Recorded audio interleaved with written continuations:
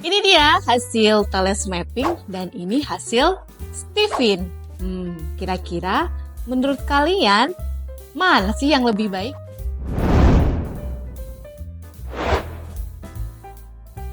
Jadi Thales Mapping itu dia adalah tes untuk mengetahui kondisi bakat di dalam diri kita.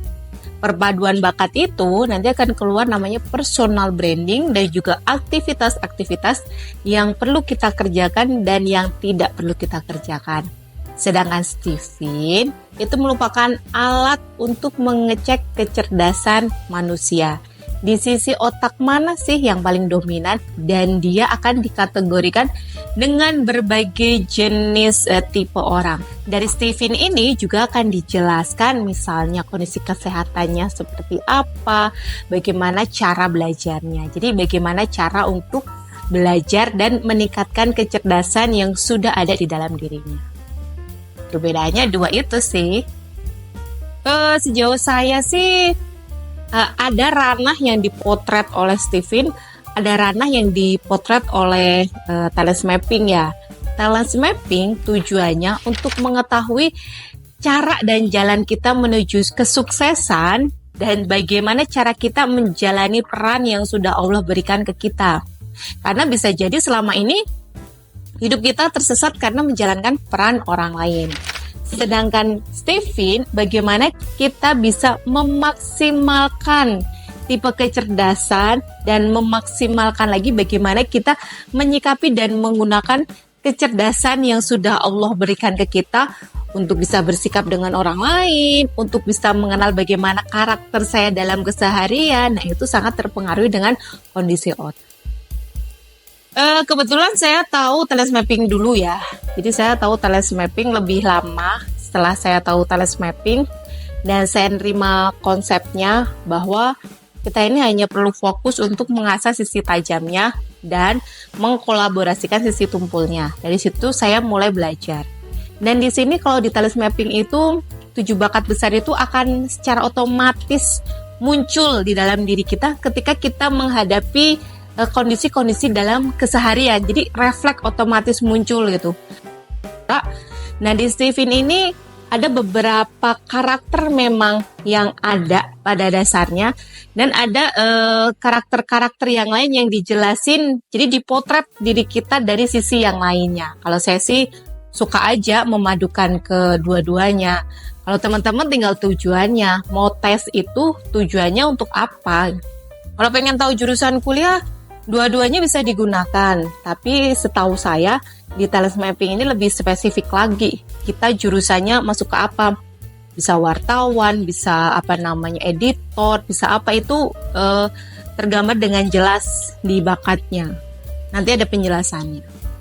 Nah, bedanya di Stephen misalnya nih, contoh hasilnya keluar dia feeling introvert. Nah, jurusan yang pas itu langsung keluarnya sama gitu, kayak ke hukum, ke pemerintahan, terus apa lagi, politik, dan kesenian. Itu kalau kayak template gitu. Sedangkan kalau di Thales Mapping itu kayak gabungan dari beberapa bakat kita. Jadi keluarnya nanti orang akan beda-beda dan sangat spesifik sih kalau menurut saya ya. Kalau kekurangan di Thales Mapping itu, yang pertama, Thales Mapping bukan dukun ya, yang dia bisa menebak semuanya. Yang kedua, Thales Mapping tidak membaca personality seseorang secara detail, karena yang dibaca adalah bakat dan bagaimana kita bisa memaksimalkan bakat itu. Tapi kalau sepanjang saya megang Thales Mapping, nanti bisa kelihatan karakternya juga sih. Kayak semisalnya nih, orang-orang yang analitik kemungkinan akan begini. Karena saya mengamatin, yang punya analitik itu dia bersamaan dengan karakter dan sifat yang begini kayak gitu. Sedangkan untuk Stephen, dia akan, karena Stephen kayak misalnya kalau feeling introvert dia bentuknya begini pakem nih, kalau insting bentuknya pakem begini gitu kan. Jadi dia kayak memotret orang dari satu jenisnya ya, apakah sensing, thinking, introving, feeling, insting, seperti itu. Kalau menurut saya pribadi sih kayaknya seseorang itu bisa gabungan dari beberapa tersebut, tapi dominasinya hanya kecil di sana. Nah, sedangkan kalau di talent mapping, jurusan kuliahnya itu setiap orang bisa jadi berbeda-beda dan cukup spesifik ya. Karena di talent mapping ini, jurusan kuliah itu dilihat dari urutan bakat.